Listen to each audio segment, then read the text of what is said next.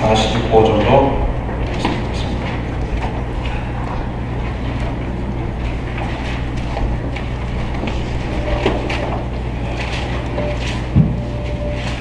고린도전서 15장 45절로부터 해서 47절까지만 보겠습니다.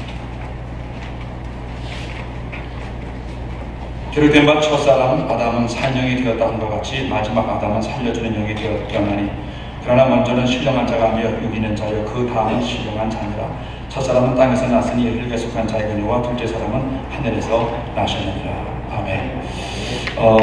목표를 하면서 또 성경을 보다가 또 고린도전서 15장에서 사도 바울이 육의 몸이 있고 부활의 몸이 있다. 그 다음에 그 형체도 사람의 형체, 전쟁 가까이 뭉쳤다 하는 것을 설명하면서 교회 안에서 성도들이 하나님께 받아야 되는 두 가지 영성을 소개합니다. 첫째 아담은 산영이다, the living being. 그 다음에 둘째 아담, 예수님을 살려주는 영, life giving spirit, 이렇게 두 가지로 소개를 하고 있습니다. 산영, living being. 예수님이 그 전에 우리 영혼이 죽어 있었는데 예수님은 우리 마음속 우리 영접에 하나님의 자녀가 되고 그리고 성령께서 우리 마음에 지심을 받고 우리 마음에 내장을 말미암아 죽었던 영이 살아난 사람, 거듭난 사람, 중생한 사람, 천국의 약속이 분명한 이런 사람들을 산영이라고 성경은 말씀하고 있죠. 그 다음에 이제 이 산영, 죽었던 영혼들이 살아나서 그 다음부터 하나님은 이 산영들을 통해서 하나님의 생명이 전달돼서 하나님의 나라들이 확장되어지고 원하는 것이 하나님의 뜻이라는 거죠. 그래서 이 산영이 된 영혼들이 살려주는 영성을 받아서 그 하나님의 생명들, life giving, 하나님의 생명을 전해주는 영성자가 돼서 하나님의 그 생명을 다른 사람에게 전해주어서 영혼을 살리고 그 육신을 고치고 환경을 바꾸고 공동체를 변화시키고 지역사회를 바꾸고 민족과 국가를 바뀌고 세계를 바뀌는 이것이 하나님의 마음이거든요. 그래서 이 교회 안에 있는 산영을 우리가 이제 목표를 하면서 저는 오늘 목사님들에게 짧은 시간에 저 개인적인 제 사적인 나름대로의 성경 봐왔던 부분과 또 제가 그렇게 그동안 이런 목표를 해왔다는 것을 목사님께 말씀을 드리면서 나누려고 합니다. 오늘 목사님께 말씀드리면서는 철저하게 저 개인적인 목표의 방향입니다. 그래서 목사님들께 이해해 주시고 박은 목사가 이제 저렇게 목표를 하는구나 라고 이렇게 담아주시면 고맙겠습니다.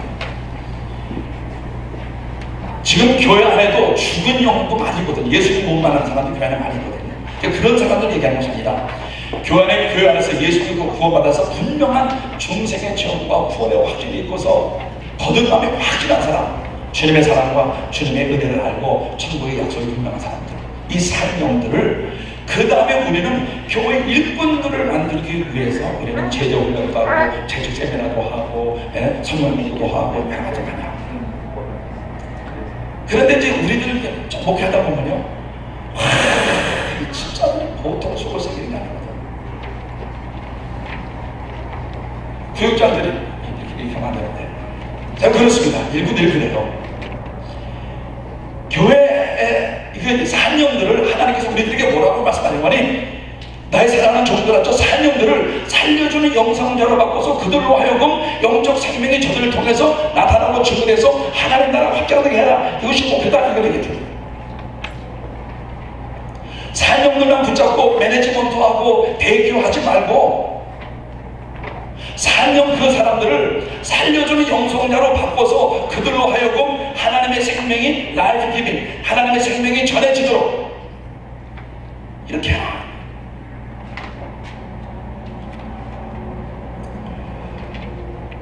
이 살려주는 라이프 기빙 스피릿, 영어도 버전을 보니까요, NIV나 KJV나 아메리칸 스탠더드 모든 버전은 전부 다 라이프 기빙 스피릿 이렇게 번역을 해놨는데 킹 제임스 버전만 퀴크닝 스피릿 돼 있어요.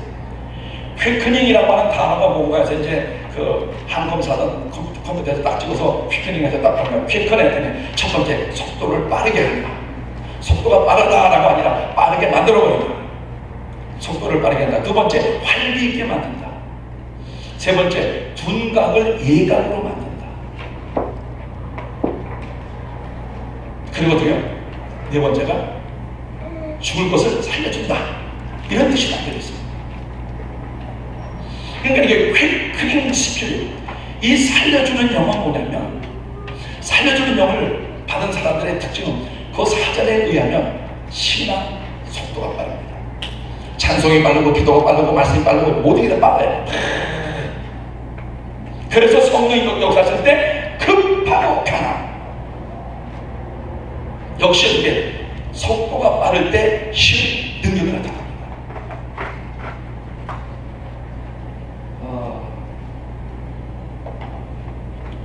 그래서 그 역대상 22장 9절에 보니까는 솔로몬이 이스라엘의 왕이 되고서부터 그 솔로몬을 통해서 하나님께서 이스라엘 땅 전체에 평안과 안정을 주었다고 그랬어요.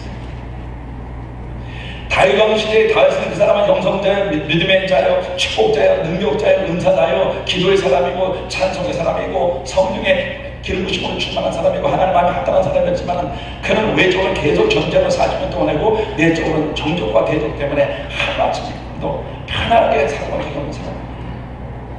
다윗 왕 시대의 이스라엘 공동체는 항상 대적과 분류와 다툼이었습니다. 그런데 솔로몬이 이스라엘의 왕이 되고서부터 어떻게 평안과 안정이 받는다. 하나님께서 솔로몬에게 주신 영이 바로 살려주는 영입니다. 그래서 이제 전 우리 목사님들한테 사도행전 2장에서 그 베드로가 성령 충만을 받고서 말씀을 전하니까 3,000명이 맺혔다. 우리 설교자들의 가장 이상적인 모습이 바로 그거 같습니다. 저는 개인적으로 우리가 말씀을 증거할 때, 강대의 상에서 말씀을 증거할 때 눈물과 통곡과 아멘과 치료와 기름 부심과 해방됨과 축복의 역사가 있어야 되지 않겠다. 많은 목사님들이 좀 기도하는 목사님들이 우리 한국교회 강단이 회복돼야 된다, 강단이 회복돼야 된다. 그래서 말씀 세미나, 그다음에 설교 세미나 막 듣고 배우고 합니다. 목사님 설교가 얼마나 정말 목사님 설교 잘해요. 근데 그렇게 설교는 좋은데 사도행전 2장에 나오는 그런 역사는 별로 잘 안 나타나.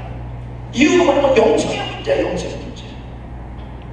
정말 관심제배나 이렇게 예보 목사님께서 설교를 보면요, 목사님과 밑에 앉아 들어도 정말 설교 너무 잘하셔요. 참 이렇게. 근데 사도행전에 나오는 그런 역사들은 별로 안 나타납니다. 영성의 문제예요. 그러니까 life giving spirit. 내가 증거하는 하나님의 그 말씀 청포 속에서 생명이 전달돼서 그 말씀을 듣는 그 영혼이 어떻게 해요? 변화되어야 되고 은혜가 되고, 내가 증거하는 말씀을 통해서 그 설교 듣다가 성도들이 몸에 병도 고친 역사가 있어야 되고, 설교 듣다가 성도들이 성령도 받고 불도 받고 하는 이런 역사가 있어야 되지 않겠냐 그 말이죠. 이게 무슨 오순절 순복음의 신앙이겠냐 그 말이죠. 사도행전의 사역들을 쭉 보면은 하나님은 어떤 제도나 어떤 방법이나 어떤 무브먼트를 통해서 하나님의 일을 하지 않으시고 하나님은 사람을 통해서 일을 하십니다. 사도행전은 뭐냐면 살려주는 영을 받은 하나님의 사람들이 이렇게 하나님의 일들을 감당했고 이렇게 하나님의 나라를 확장했다는 이야기를 보여주는 책이 사도행전 이야기입니다. 뭐 이제 한국에서 뭐 어느 교회 목사님이 이렇게 했더니 교회가 통일됐다. 우리 믿고 하나님께 최근에 가장 인기가 있어서 두 나라에 사요.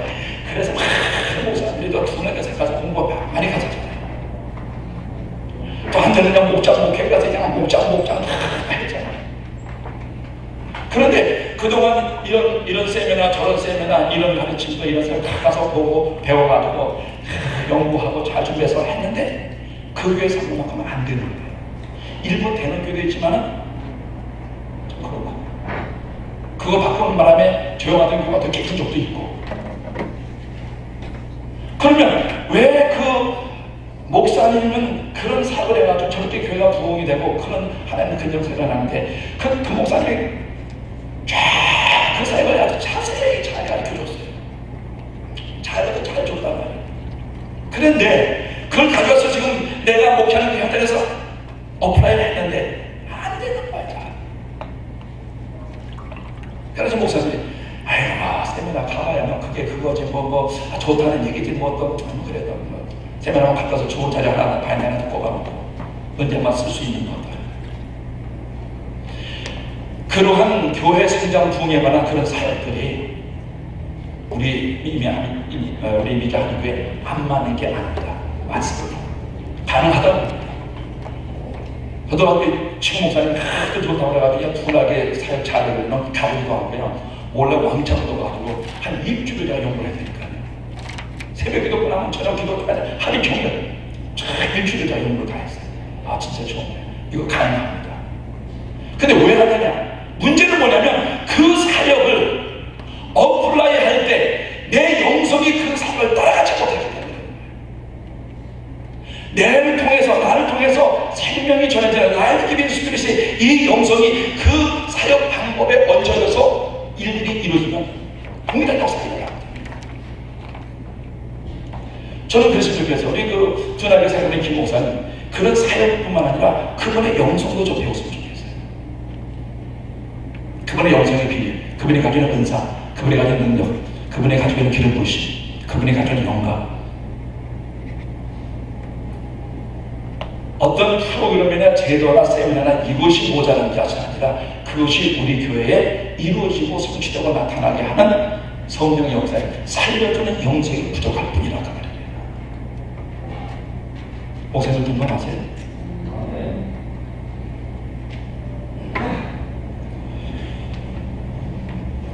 가장 설교자의 이상이 베드로예요, 베드로.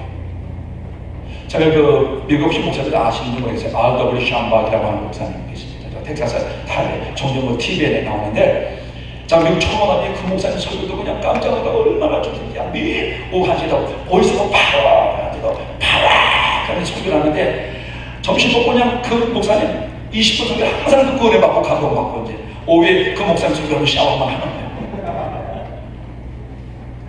근데 이제 그 목사님이 타코마에 한 30명 들어가는 텐트 가지고 와서 이제 부흥회를 하는 거예요.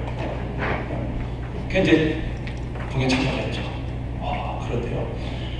한 그 첫날 보니까 한 2,000명 왔더라고요. 퓨어랍이라고 하는 그 공터에다가 막 설교를 하고 있는데 설교 도중에 사람들이 막 쓰러져 버리고요.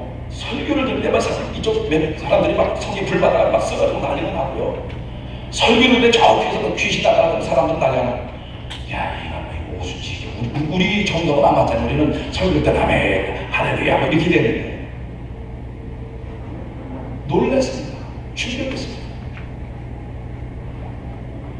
난 그날 만난 주였더니 그 다음도 똑같은 거예요.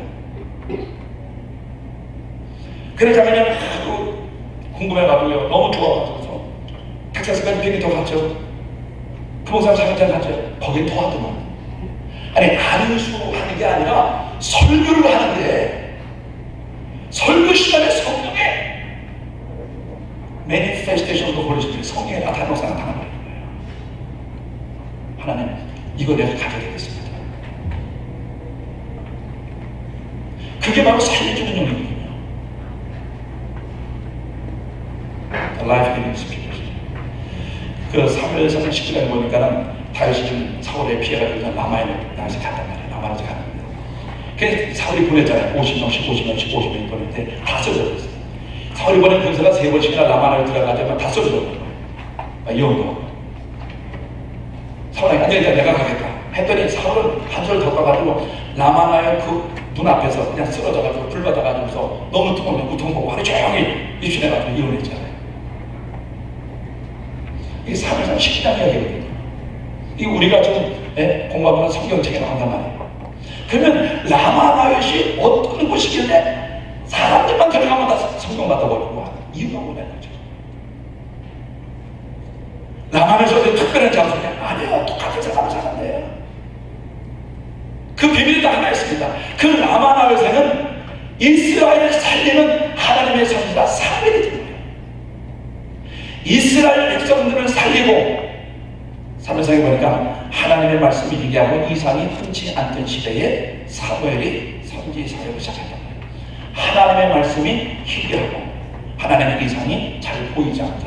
요즘으로 말하면 말씀의 은혜가 없고 성령의 역사가 별로 없는 이런 시대와 똑같은 얘기입니다.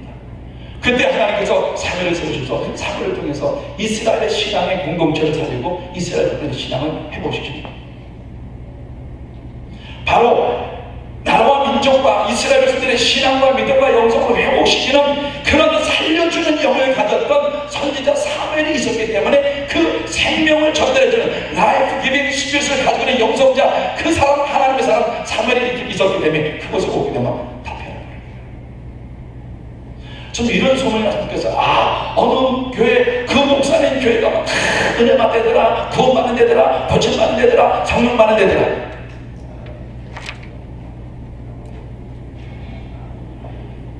아들한테 목에 잘 하다가 또 뭐 하려고 또 메릴랜드 올라가는지.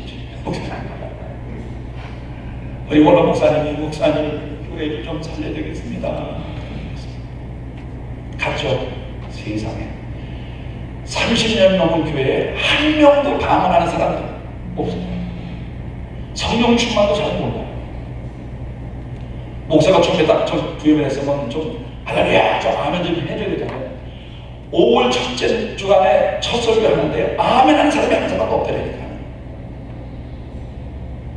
아멘이 파도치는 교회에서 목회를 하는 사람이 이게 얼음판에 넘어진 성화제 마냥 앉아가지고 눈만 껌뻑껌뻑 쳐다보고 있어요. 그러던 교회였습니다. 응답받고 갔거든요. 근데 같은 그 목회 현장은 전혀 모르거든요. 산 영들은 좀 있어. 죽은 영도 있었지만 산 영들도 좀 있었어요. 영의 세계를 모르고 은혜 세계를 모르고. 아마 주변의 목사들이 아니 뭐 박 목사 뭐 봉사에 가고 뭐 성령사 같은 사람이 어떻게 그런 교회 갔나? 그런 말이 들릴까봐 좀 챙기고 하고, 야 어쩌다가 여기 왔나, 그냥 아틀란타에 있으면 그냥 예배랑 거 잘 듣고 성도들 말도 잘 듣고 헌금도 많이 나가고 돈이 많이 나가고 아주 편안하게 살 텐데 뭐 하려고 왔나, 이런 생각이 한두 번 드는 게 아니죠. 네, 하나님 저들을 변화시켜 주시옵소서. 1년 동안 기념해 주셔서 그 사람들이 지금 전부 다 성령하고 있어요. 요즘은 어느 교회보다도 가장 아멘이 뜨거워요. 목사님 좀 아멘 좀 해주세요. 네? 어제 오늘 처음 나온 사람들 빼놓으면 우리 교회는 전부 다 방언한다죠. 새벽기도 5시 반, 저녁기도 8시, 매일 아침 저녁으로. 그분들이 뭐 성경 공부를 안 해봤겠어요? 목사님도 설교를 안 들어봤겠어요? 뭐 제적을 안 해봤겠어요? 봤더니 뭐 목적을 이끄는 삶에다가 뭐 또 하나님 경험하는 삶, 뭐 죄에서는 삶, 쫙 그런 거 있구만. 그런데 그런 영적 것을 모르는 거예요. 집사님들 그동안 신앙생활도 집사님을 통해서 전도받아서 영원히 구원받은 사람 몇 사람입니까? 대답이 없어. 무문부답이야. 집사님들이 기도했더니 아픈 사람, 병난 사람이 몇 명입니까? 해본 적이 없으니까 난 적도 없지. 이야, 참 어떻게 교회 생활을 했나.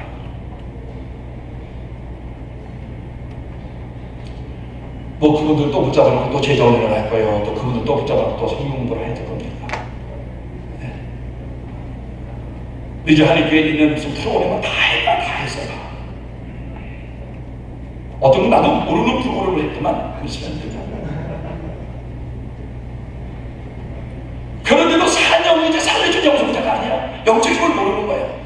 그야말로 전형적인 침침한 신뢰입니다. 하나님 앞에 기도했죠. 그리고 함께 기도했죠. 영혼을 섬기자. 영혼을 사랑하자.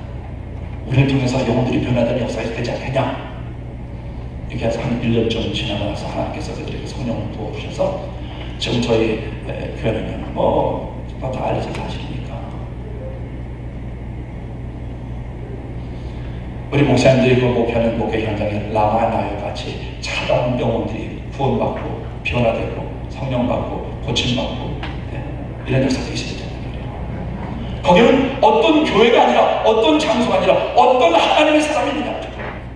라마나요에 선지자 사무엘이 있었기 때문에 생명을 전해주는 라이프 기빙 시킬 수 있는 그런 하나님의 사람이 있는 곳에는 어떠한 장소이든지 간에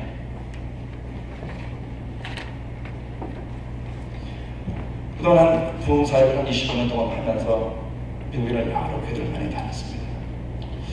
쉬워보지는 않았는데 대략 이제 한 600번 좀 넘은 것 같아요. 대충 어려움 잡아서 그러다 보니까는 지난 25년 동안에 우리 미주 한인교회의 흐름이 나게 동양하게 나름대로 좀 보게 됐습니다. 요즘은 교회들이요 거다가 기도들 안 합니다. 새벽기도 나오죠. 뭐 친구들 나오신 분들 계속 나오고 와서 이제 한 30분 이렇게 40분 이렇게 합니다.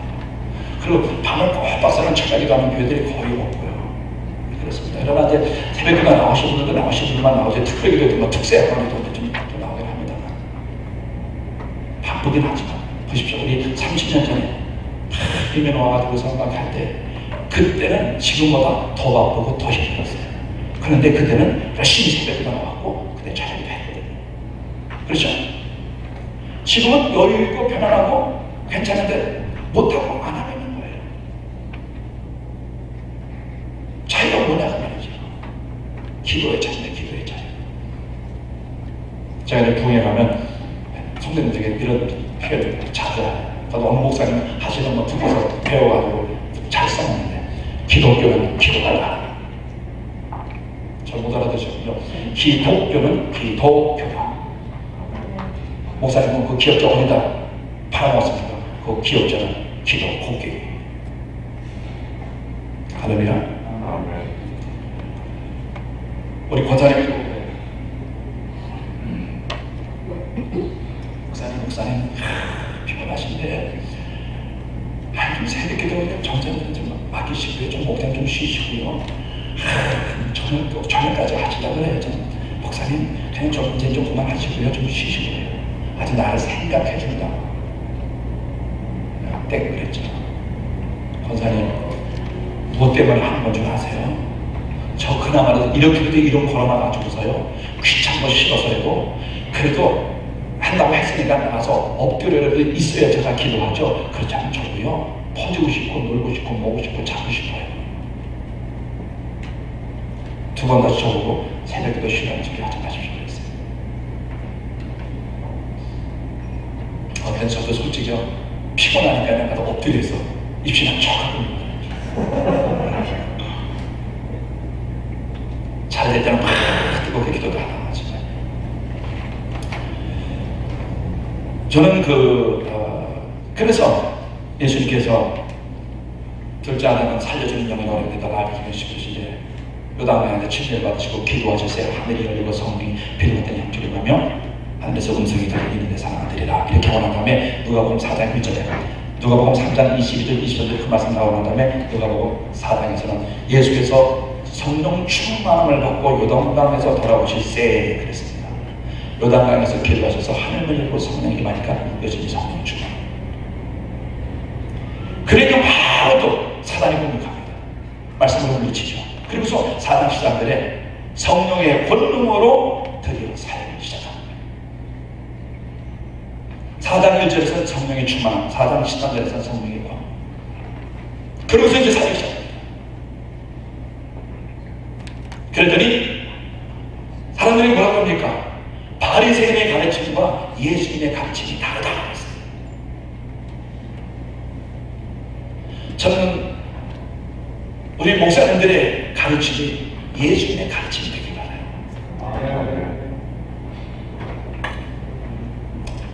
그래서 기도하실 때 하늘을 열고, 그러니까 살려주는 영성을 하나님께 받기 위해서는 하늘문을 여는 기도가 있어야 된다 그래서 하늘문을 여는 기도. 계시록 2장 3장에 보면은 하늘문이 열린 교회가 딱 한 교회입니다. 빌라델피아 교회입니다. 에베소 교회 사자에게, 스무나 교회 사자에게, 보가모 교회 사자에게, 소아달라 교회 사자에게, 다들 교회 사자에게, 빌라델피아 교회 사자에게, 라오디게아 사자에게, 전부 다 사자들에게, 주의도들 목사들에게. 얼마 전에 어느 친구 목사님 저보고 이거 한번 꼭 설교 들어보라고 해서 오카노 목사님 돌아가시기 직전에 했던 설교를 봤어요. 근데 그 어르신이 그 얘기하는 거예요. 여러분, 주님이 언제 양을 책망하셨습니까? 쥐를 책망했지. 언제 왜 교인 숫자가 왜 2만명이라고 책망하신 적 있습니까? 어떻게 목회를 그 모양을 했냐 이거 책망했지. 오카노 목사님이 그걸 설교하셨는데 얼마나 감동이 되는지. 당시 교회 7만 명 정도라고 목표를 하고 난 다음에 보니까 10만 명인데 정말 살려주는 영성을 가진 사람들이 몇 사람인가? 다시 생각해 보거든요. 저도 100명이 채 안 되는 성도님들을 모셔놓고 지금 목회를 하고 있어요. 또 이행까지 하면 아주 힘들어 죽겠어요. 처음에 목회를 하면서 막 성령 충만하고 막 능력도 받았고 막 은사 받고 막 전류만 쳐져봐도 과거 현재 미래가 바꿔보죠. 막 안쪽가면 다 쓰러져 버리죠. 내가 목회를 하면 수천 명 수백 명 올 줄 알았어요. 되기는 뭐.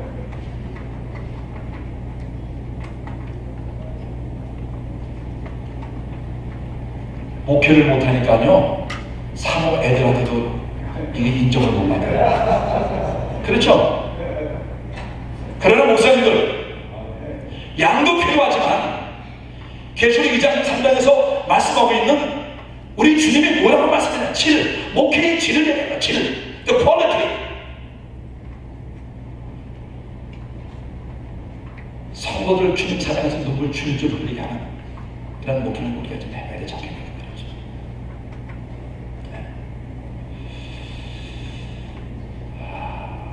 그래서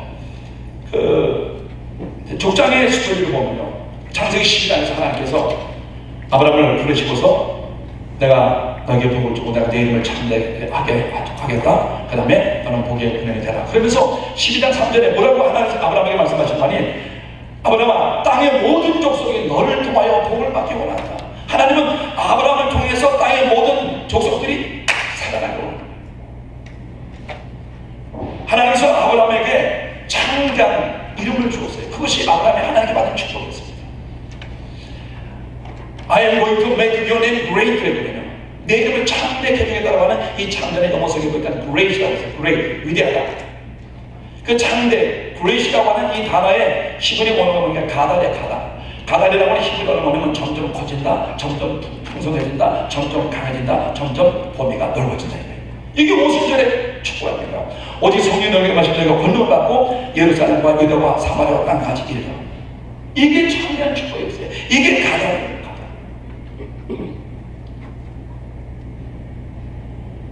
하나님의 나라가 얼마만큼 점점 확정이 됩니다. 물론 거기에 양도 필요합니다만 양보다 더 중요한 것은 질이라는 얘기죠. 그래서 하나님께서는 아브라함에게 살려주는 영을 부어주셔야만 땅의 모든 족속이 살지. 그래서 나중에 하나님께서 아브라함의 이름을 아브라함, 열국의 아버지로 바꾸잖아요. 왜? 그래야만 땅의 모든 족속이 아브라함을 통해서 복을 받아야 되기 때문에. 그렇기 때문에 아브라함은 어쩔 수 없이 이 살려주는 영을 받아야 됩니다. 부르심의 소망을 받고 하나님께 축복을 받고 난 다음에 두 번째, 땅의 모든 족속을 살려주기 위해서는 두 번째, 살려주는 영을 언제나 받아야 됩니다. 근데 창세기 그 아브라함의 시도를 보면 12장에서부터 24장까지 보면 아브라함의 시도 중에서 18장 이전의 아브라함과 18장 이후의 아브라함 완전히 다른 사람입니다. 12장에서 15장까지 보면 대표적으로 아브라함의 이 부끄러운 신앙 두 가지가 나오는데, 기근 때문에 하나님의 약속의 땅을 떠나서 애굽으로 가버립니다. 다시 말해서 신앙으로 경제적인 물질의 문제를 극복하지 못하면 항상 신앙생활을 흔들리고 교회 떠날 수 있다는 얘기죠. 우리 성도들에게도 신앙으로 물질 경제적인 문제를 극복시키는 이 신앙을 만들어 주셔야 되거든요. 뭐 불경이라고 교회 헌금이 떨어져 말도 안 되는 소리입니다. 그럼 사회가 나오면 어떡하라고요? 목사님 우리 집사님을 요즘 줄었대요.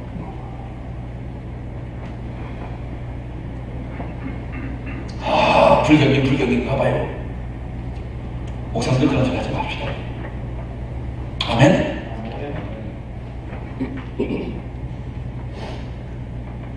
그러고서 이제 10년이 지났는데 하나님의 약속이 안 나타나거든요. 그랬더니 사라가 여보 하니 뭐하니? 그러면 어떻게 해요? 하나를 통해서 아들을 낳아서 이스마엘이라고 그랬잖아요.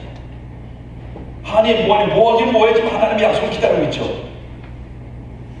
그래서 사라의 말을 듣고 털토록 하나님의 약속하지 않은 아들 이스마엘을 낳아버린 거예요. 사람의 말을 들음으로써 어떻게 14년 동안 하나님의 임재가 나타날 수는 없습니다. 우리 성도들의 가장 이 두 가지 신앙이 이겁니다. 경제적인 문제, 물질의 문제를 신앙으로 극복하는 신앙이 되어야 되고, 두 번째는 사람의 말을 들으면 안 되는 하나님의 음성에 순종하는 이 신앙을 성도들에게 정착시켜줘야 됩니다. 하나님께서 여호수아에게 내 발바닥으로 가는 모든 땅을 너에게 주겠다고 말씀하시면서 너는 좌우나 우로나 치우지 마라 강하고 담대한 생각을 말씀하시고 여호와의 율법을 주야로 공생하라. 그래서 그 말씀이 내 입에 떠나지 않게 하라. 그러면 내가 형통을 해라 평탄해라. 하나님의 약속의 비전이 성취되는 데서 가장 큰 장본이 좌우나 우로나 치우친 거예요. 이 말은 뭐냐면 좌우 치우친다라고 하는 말은 사람의 말을 듣는다는 것이고, 우로 치우친다라고 하는 말은 뭐냐면 자기 생각, 자기 고집, 자기 필요한 대로 행동하는 얘기죠. 그래서 여호와의 율법을 주야로 공생하라는 얘기죠. 아브라함이 이루는 것도 그런 거예요. 14년 동안 하나님이 나타나지 않습니다. 그러다 18장이 딱 돼서 17장에서 이제 하늘이 갔습니다. 그리고 18장 5등쯤에 장막문 앞에 딱 섰는데 청년 셋이 지나가는데 어떻게 해요? 보니까 하나님의 천사입니다. 다른 사람들은 청년으로 봤는데 아브라함에게는 하나님의 천사로 보여요. 왜? 그 순간에 아브라함에게 성령의 불이 임하면서 아브라함의 영혼이 확 열려서 하나님의 천사를 바라보게 된 거예요. 근데 창세기 18장에 아브라함의 성령이 불받았다 이 말은 없다고. 그럼 어떻게 그렇게 해석할 수 있겠느냐? 전 이렇게 한번 영적으로 한번 유추해서 해보는 거예요. 뭐냐? 사도행전 2장에 보니까는 급하고 강한 말을 갖다 성령 저들에게 임하고 불의 혀같이 갈라진 것이 저희 눈에 보여요. 그러니까 아브라함이 성령의 불이 임해서 영안이 열려지니까는 다른 사람들은 청년으로 봤는데 영적인 눈이 열린 아브라함이 하나님의 천사로 보이는 겁니다. 바로 그 순간에 그때 그 장소에 성령의 불이 아브라함에게 임한 겁니다. 저는 그래서 이 창세기 18장 그것을 아브라함의 오순절 체험이다라고 이렇게 타이틀하는 적이 많습니다. 그랬더니 18장부터 아브라함은요 매사에 하나님의 사랑, 인정, 동행, 역사, 사역, 축복입니다. 그래가지고 하나님께서 아무도 몰랐던 소돔 고모라서 멸망의 비밀을 가르쳐주잖아요. 나의 하는 것을 아브라함에 숨기겠느냐. 그래서 살려주는 영을 받으니까 다른 사람들이 모르는 것을 알게 되는 거예요. 지혜와 계시를 받아. 그래서 하나님께서 사도 바울이 에베소 교회 성도들에게 이렇게 표현한 것지 않습니까? 하나님 여러분들에게 지혜와 계시를 보여주어서 하나님을 알게 하시고 마음을 열어서 부르심의 소망이 무엇이며 성도 안에서 기업의 영광의 통성이 무엇이며 지금 이끄신 능력을 따라 믿게 하시는 성령의 능력이 무엇인지 알기를 원합니다. 이렇게 남들이 모르는 것, 남들이 보지 못하는 것을 보시고 살려주는 영성의 시작은 남들이 보지 못하는 말씀의 묵상과 말씀의 세계가 열려져요. 이것을 에베소 3장 3절에서 사도는 내가 복음의 비밀을 깨달았는데 내가 깨달은 것을 여러분에게 전하면 여러분도 내가 깨달은 것만큼 여러분도 깨달을 수가 있습니다. 결혼한 다음에 소돔성 멸망의 비밀을 알고서 아브라함이 그때부터 기도 하나님 40명, 30명, 25명, 20명, 10명 없다. 그러면 하나님 내 조카를 오시가지고 구출해주세요. 그랬더니 창세기 12장 19절에서 뭐라고 말씀합니까? 하나님께서 소돔성을 엎으실 때 아브라함을 기억하사 아브라함을 구원하시고 아브라함에게는 이 중보기도 기도의 영성이 생겨진 겁니다. 살려주는 영성이 임할 때 나타나는 하나님의 은혜가 말하면 기도의 영성이 살아납니다.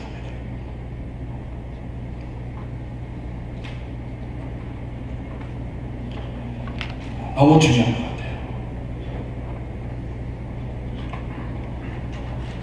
제 아내는요 얼마나 못된 사람이죠. 네? 왜 안 하세요? 그러니까 그렇죠. 벌써 기도를 한 하루 이틀 천천히 하면요 잔소리가 들어옵니다. 아휴 왠지 어디 출장은 안 가냐.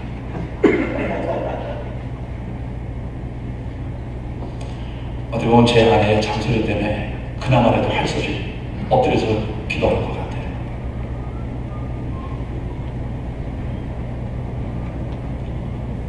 그러고서 그 사도행전 창세기 20장 7절에 하나님께서 아비멜렉에게 아브라함은 선지자라 이렇게 얘기해요. 아브라함은 선지자라. 18장 이전에 아브라함이 선지자 같은 사람입니까? 어린 밤에 죽었죠. 기근이 왔다고 하나님의 약속에 떠나버려서 애국까지 가까운 사람이지. 사람의 말 듣고서 털크덕 이스마엘이 와가지고 시바에 콩가루 집안에서 그냥 다툼과 돌아가 있었죠. 그러던 아브라함을 하나님이 선지자래요. 아비멜렉에게 소개하기로. 그럼 어떻게 아브라함이 선지자가 됐냐 말이에요. 바로 18장에서 아브라함의 오순절 지냅니다. 저 에스겔서 1장에 보니까 에스겔이 그발강가에서 제30년 4월 5일 날다가 기도해서 하늘이 열리고 그랬어요. 그런데 그 에스겔이 그발강가에서 오랫동안 기도하면서 하늘이 열리고 성령의 능력이 임하면서 하나님의 이삭에 보이고 여호와의 말씀이 특별히 에스겔에게 임합니다. 그래서 그가 2장 10절에서 하나님 앞에서 두루마리 치고 받지 않습니까? 그런데 그 에스겔이 그발강가에서 기도를 하다가 제사장이었던 에스겔이 선지자로 바뀌어집니다. 에스겔이 영성이 바뀌어집니다. 뭐 할 때? 30년 4월 5일 날 그발강가에서 기도하다 하늘이 열리니까 에스겔의 영성이 바뀌어요.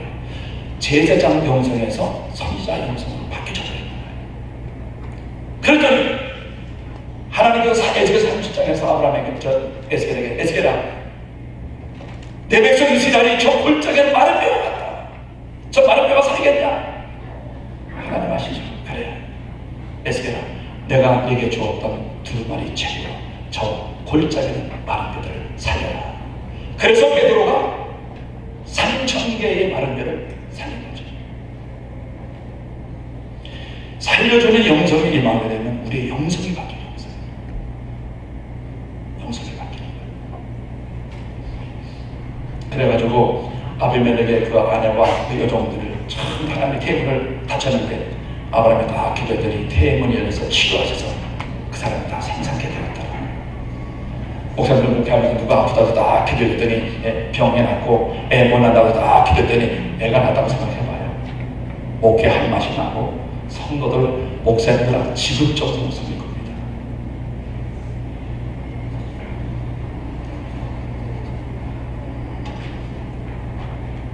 그 문제는 뭐냐면 이제 사람이다. 아브라함은 이렇게 성령을 받고 하나님의 은혜도 받고 이제 살려준 영도 받고 영안도 열리고 막 능력도 나타나는데 문제는 살아요. 하나님께서 아브라함에게 내 아들 이삭을 저 모리아산에 올라가서 제물을 바쳐라 그랬거든요. 근데 문제는 살아요. 종종 목사님 이렇게 얘기합니다. 여러분, 하나님의 음성을 듣고 순종하기 위해서는 사람같이 하나님의 음성을 듣지 못하고 믿음이 없는 사람한테 얘기했다가는 불이기가 걸립니다. 그래 말하지 말고 믿음대로 순종해야 됩니다. 그게 성경적인 원리입니까? 아니에요. 목사님이 질문합니다. 사람은 어떻게 됐을까요? 아브라함이 사라에게 얘기했을까 안 했을까요? 몰래 갔을까요? 말하고 갔을까요? 말하고 가면 나를 죽여라! 일난 거 아니에요. 하나님의 일을 할 때는 절대 혼자 할 수 없습니다. 살아도 이 하나님의 성령 도우주심을 경험하고 자기가 이 90자가 돼가지고서 이 할머니가 아들 이삭을 낳은 것은 철저히 하나님의 역사하시는 것을 이 사회가 경험하게 됩니다. 그래서 창세기 21장 1절과 2절에 이렇게 말씀이 기록되어 있습니다. 여호와께서 그 말씀대로 사라를 권고하셨고, 이 권고라고 하는 단어가 아주 중요합니다. 여호와께서 그 말씀대로 그 사라를 권고하셨고, 여호와께서 그 말씀대로 사라에게 행하셨으므로 사라가 잉태하고, 하나님께서 약속하신 대로 사라를 권고했다. 이 권고했다라고 하는 말은 그 영어 성경에 visit, 방문했다. 방문했다, 권고했다라고 하는 이 말의 히브리 원어는 파카드라고 해요. 파카드라고 하는 말은 뭐냐면 임재했다, 동행했다 이 말이에요. 하나님이 너에게 아들 주겠다라고 약속하시는데 그 약속을 성취하기 위해서 하나님이 그 사라에게 임재하는 거예요. 사라에게 성령 하나님이 임재를 하는 거예요. 파카드라고 한 거예요. 그래서 낳지 못했던 아들 이삭을 사라가 잉태하게 되고, 그리고 애를 낳게 됩니다. 그러니까 사라도 자기가 아들을 낳을 수 없는 사람인데 성령 하나님이 임재해서 impossible을 possible로 가능케 하신 그 성령 하나님의 파카드, 성령 하나님의 찾아오신 성령 하나님의 임재 동행 역사하실 때 경험했기 때문에 여보 그럼 하나님이 드리라면 드려야지. 성령의 사람은 성령의 사람이 말할 때 아멘을 받아갈 수 있는 거예요. 옛날 우리 선배 목사님들 그렇게 설교한 거 제가 기억나요. 믿음 없는 사라에게 믿음의 말을 했다가 시험 듭니다. 그날 새벽에 아브라함은 한적한 적막한 새벽에 떠날 때는 말없이 아들 이삭을 데리고 모리아산으로 올라갔습니다. 여러분, 믿음 없는 사람에게 영의 말을 하면 안 됩니다. 이렇게 소리를 하셨다니까 우리 선배 목사님들 말도 안 되는 소리입니다. 이 권고라고 하는 말, 사무엘상 2장 12절에 하나님께서 한나를 권고하사 그로 잉태케 하여 그랬어요. 한나가 아이를 못 낳는 여자인데 하나님이 한나를 권고 방문 찾아오셔서 하나님께서 이 사라에게 성령으로 임재하시고 성령으로 동행하시고 성령으로 역사하셨더니 임파서블이 파서블이 돼서 닫혔던 것이 열려서 하나가 자식을 낳게 되었더라. 왜? 하나님의 권고, 하나님의 방문하심, 하나님의 찾아오심, 하나님의 임재하심이 있기 때문에. 그러니까 사라는 성령의 임재하심을 옵니다. 그래서 이 두 사람들이 성령의 사람이 되고 살려주는 영성이 되니까 하나님 앞에 드릴 수 없는 것을 드리게 되는 거죠.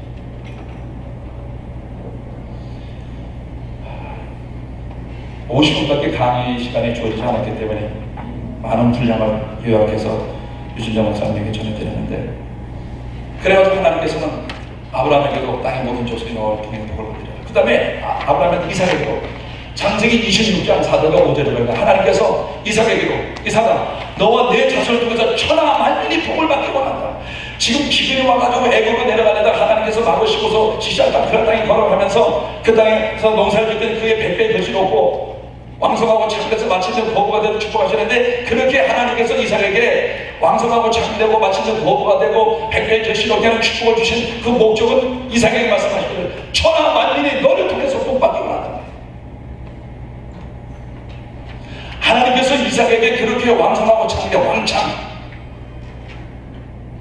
마침내 거부 백배의 결실을 주신 목적은 천하 만민이 그 이삭을 통해서 복을 받기 원합니다.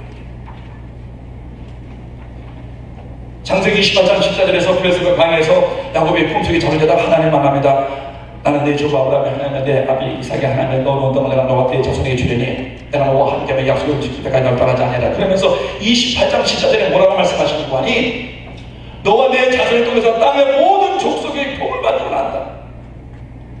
아브라함에게도 12장 3절에서 이삭에게도 26장 5절에도 4절에서 그리고 28장 14절에서도 야곱에게 동일하게 땅의 모든 족속의 천하 모든 만민이 땅의 모든 족속이 너를 통해서 복을 받기 원한다. 그러니까 아브라함과 이삭과 야곱 이 모든 족장들도 어떻게 오순절을 체험해서 살려주는 영을 받아야 땅의 모든 족속이 살아날 거 아니에요. 살려주는 영을 받아야 천하 만민이 복을 받을 거 아니냐 그 말이죠. 돈이 좀 많고 뭐 큰 것 받고 백배 결실 많고 거부가 됐다고 살려주는 게 아니거든요. 살려주는 영을 받아야 됩니다. 그래서 목사님들에게 그 아웃드라인을 대충 좀 말씀을 드리는데, 목사님들 뭐 말씀을 너무 잘하시니까 좀 갖고 보시면 감사하시겠고요. 그러면 요셉 봅시다. 요셉이 애굽을 살리잖아요. 애굽을 살리고 그의 식구들 70명을 살리고 하나님께서 해와다가 여러분이 요셉에게 절을 하고 하나님의 목사들이 그에게 절을 하는 꿈과 비전을 주었어요. 우리가 사도행전 2장 10절에 보니까는 성령이 마시면 그들에게 꿈과 비전과 환상을 준다고 했잖아요. 어느 분 그렇다. 왜 요셉에게만 최고치를 줬을까 그랬더니 야곱이 사랑하는 아내, 진정으로 사랑하는 아들 라헬, 그 아내를 생각하다 보니까 그 자식 요셉이 너무 이쁘고 너무 애틋해서 그렇게 해서 채색옷을 입혀줬대요. 말도 안 되는 소리. 그럼 다른 자식 놈들은 뭐 남의 새끼요? 아닙니다. 라헬의 아들이었기 때문에 채색옷을 입혀준 것이 아니라 그 요셉이 성령 지원을 했던 거예요. 성령이 불받은 거예요. 우리 그 요셉의 그 스토리를 보면 야곱이 창세기 49장 20절에서 축복 기도를 해줄 때 그 요셉에게 뭐라고 축복 기도를 해주는 거니, 요셉은 무성한 가지 곧 생명의 무성한 가지라 그 가지가 담을 넘어졌다. 요셉이 무성한 가지인데 그 무성한 가지뿐만 아니라 담을 넘어간 거예요. 이게 오순절의 약속이, 이게 오순절의 축복이에요. 성령이 마신 내가 권능을 받고 예루살렘 유다 사마리아 무서운 가지가 됐으면 다만의 전투가 뭐예요? 무서운 가지가 담을 넘어가는 거예요. 뻗어나가는 거예요. 확장하는 거예요. 그의 삶의 지경이 넓어져 가는 거예요. 이것이 오순절의 축복인 겁니다. 그래서 애굽에 가가지고 애굽의 총리가 되는 거예요.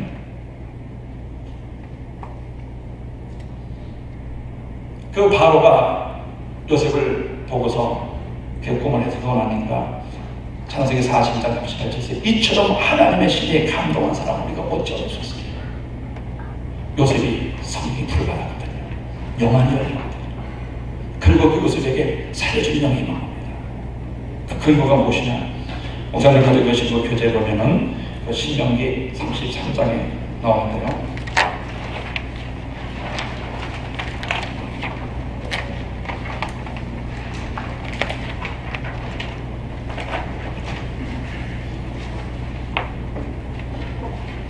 그 신명기 33장 16절에 보면 요셉에 대한 이르시되 온 건데 그 땅이 여호와께 복을 받아 하늘의 보물인 이슬과 땅 아래 저장한 물과 다양히 결실케 하는 보물과 기도에 자라게는 보물과 일산의 상품물과 영원한 자강산의 보물과 땅의 보물과 거기 충만한 것과 그리고 이 요셉 어떤 은혜를 가시떨기 나무 가운데 거하시던 자의 은혜로 인하여 복이 요셉의 머리에 그 형제 중 구별하는 자의 정수리에 임할지어다.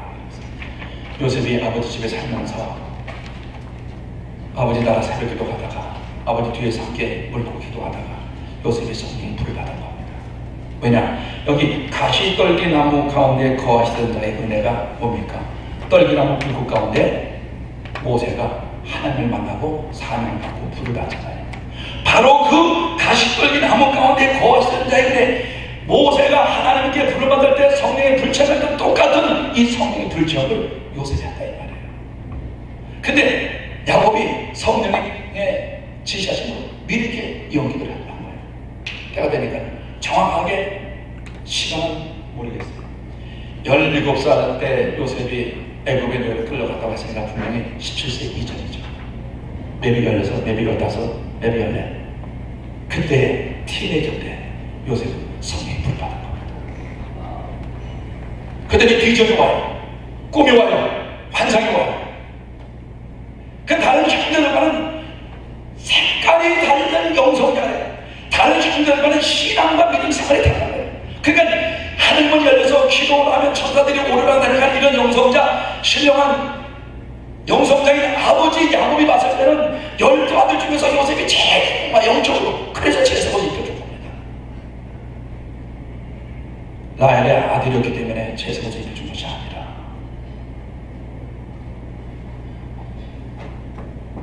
가시떨기 나무 가운데 거하시던 자의 은혜, 모세가 그 불로 이스라엘을 살립니다. 이게 바로 살려주는 거죠. 그래서 이 족장의 스토리는 바로 살려주는 영성의 스토리입니다. 족장의 오순절입니다. 하나님은 우리 목사님들 통해서 교회를 살리고 영혼들을 살리는 거죠. 아까 우리 평신도 지도자 강의 때도 그래서 여러분 산영 수준에만 머물러 있지 말고 살려주는 좀 영을 받아서 좀 여러분들 때문에 좀 교회가 좀 살아나십시오. 여러분 때문에 좀 구역이 좀 살아나야 되지 않습니까? 내가 그 지난번에 그 질문했어요. 여러분 그동안 교회를 다니면서 여러분 통해서 몇 사람이 구원받았습니까? 아니 교회로 소개한 거 빼놓고 여러분 통해서 절대 예수님 만난 사람이 몇 사람입니까?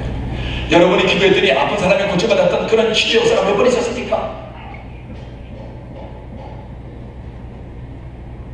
하나님께서 오늘 우리들에게 기대하시고 요구하시고 주시기 원하시는 것이 산영뿐만 아니라 살려주는 영.